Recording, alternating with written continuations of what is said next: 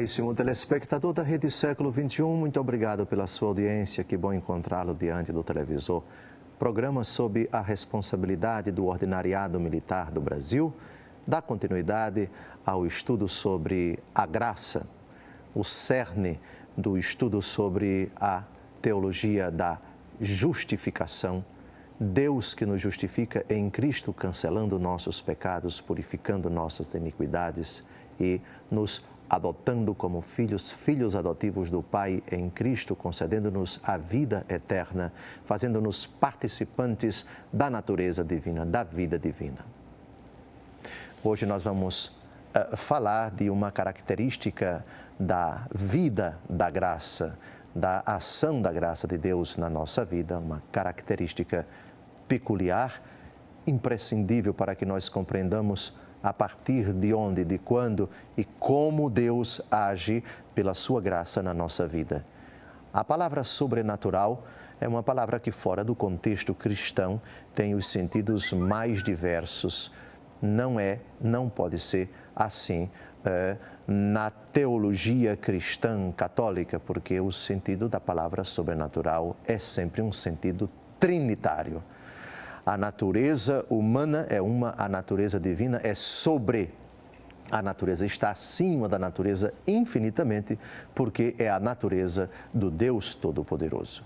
Catecismo da Igreja Católica, número 1998, vejamos esse argumento como ele é sistematizado pela Igreja. Esta vocação para a vida eterna é sobrenatural. Depende inteiramente da iniciativa gratuita de Deus, porque só Ele pode revelar-se e dar-se a si mesmo.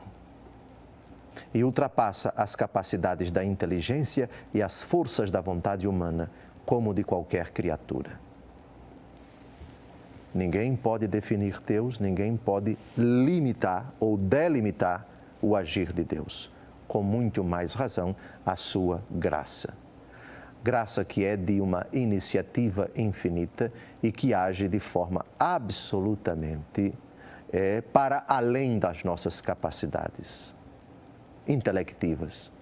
Não podemos imaginar, não podemos definir, não podemos sondar, não podemos perscrutar com exatidão como a graça de Deus age na nossa vida. E age nas ocasiões mais inusitadas, nas pessoas mais inusitadas, não apenas naquelas acima de qualquer suspeita, mas nas pessoas cheias de suspeita. Deus pode se utilizar até das criaturas que vivem em pecado mortal para manifestar o seu plano. Obviamente que quando elas pecam, a graça de Deus não concorre com elas, mas Deus sabe se utilizar delas em muitas situações que não o pecado, ou até como após o pecado, em consequência do pecado, para que a sua vontade santa se manifeste. Ó graça, ó pecado, Santo Agostinho vai dizer, e isso nós cantamos no precônio pascal, ó culpa feliz, por meio dela, em função dela, em consequência dela, após esta culpa, a graça tão grande do Redentor veio até nós. São Paulo, na carta aos Romanos, capítulo 8, versículo 28, Deus coopera em tudo para o bem daqueles que o amam. Esse é o mistério da graça de Deus, insondável, imperscrutável. A graça que se utiliza dos instrumentos, dos recursos, dos mecanismos, das ocasiões, dos instrumentos mais inusitados para se manifestar aos homens, para salvar os homens, para falar com os homens, para convidá-los a abraçar a sua palavra, para exortá-los a não abraçar o pecado. Graça insondável, sobrenatureza. A graça de Deus, o concurso, o auxílio de Deus na nossa vida é sempre sobrenatural, insondável, imperscrutável.